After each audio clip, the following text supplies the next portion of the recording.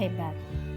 Perkenalkan, saya atas nama Jayanti, calon guru penggerak Angkatan 10 Kabupaten Sidendreng Rapa. Video ini berisi tentang koneksi antar materi modul 1.2, yaitu keterkaitan antara materi pada modul 1.2 tentang peran dan nilai guru penggerak dengan modul 1.1 tentang filosofi pendidikan Ki Hajar Dewantara.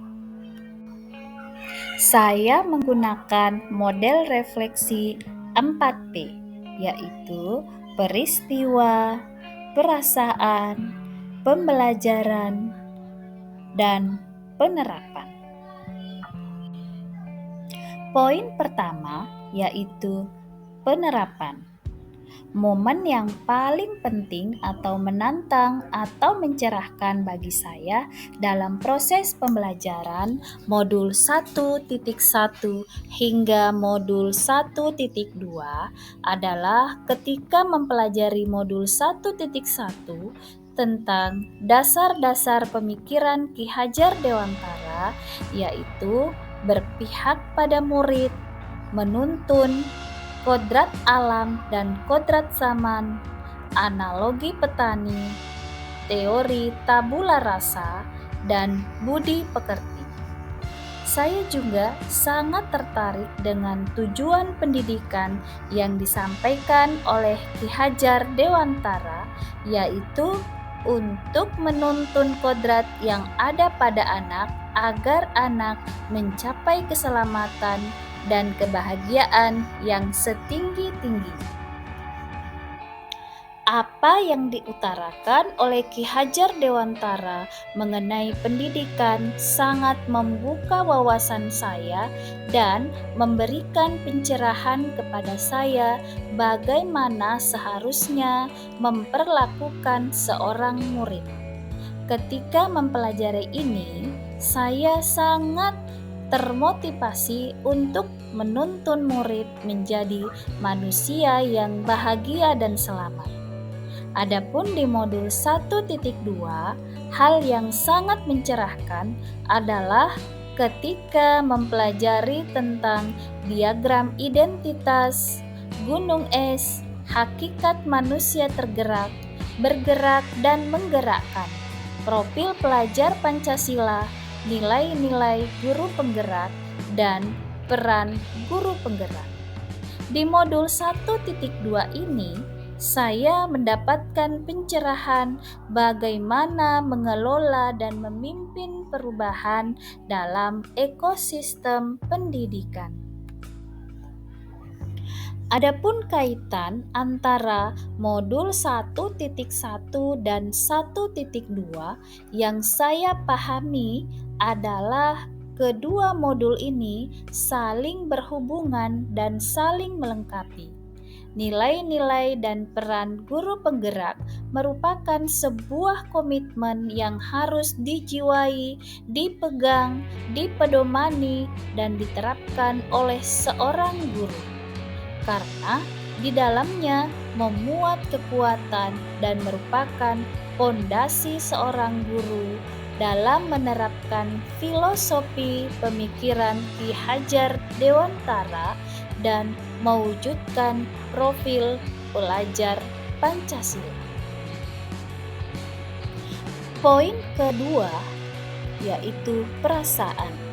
Saat momen itu terjadi, saya merasa bagaikan mendapatkan energi besar, motivasi, semangat, dan wawasan untuk melakukan perubahan mulai dari diri sendiri, kemudian berdampak pada murid dan lingkungan.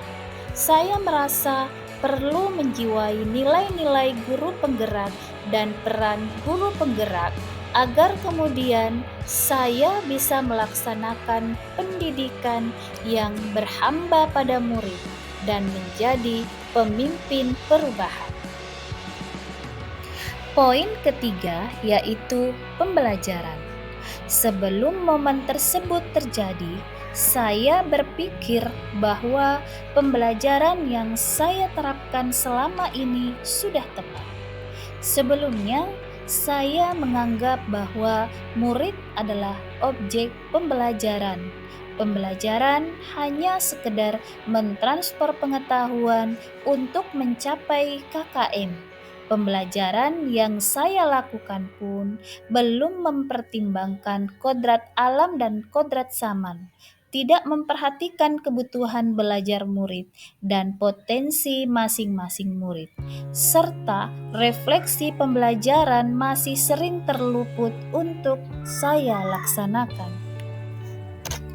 Nah, sekarang saya berpikir bahwa saya harus mampu menumbuhkan motivasi internal pada diri saya untuk melaksanakan nilai-nilai guru penggerak agar mampu melaksanakan pembelajaran yang berpusat pada murid yang dapat mengakomodir seluruh kebutuhan belajar murid.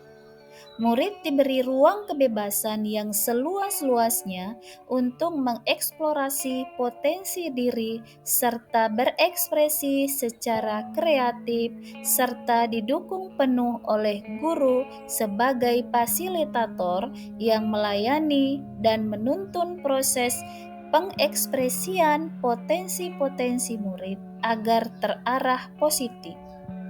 Dalam proses pembelajaran, perlu mempertimbangkan kodrat alam dengan mengintegrasikan pembelajaran dengan kearifan lokal setempat.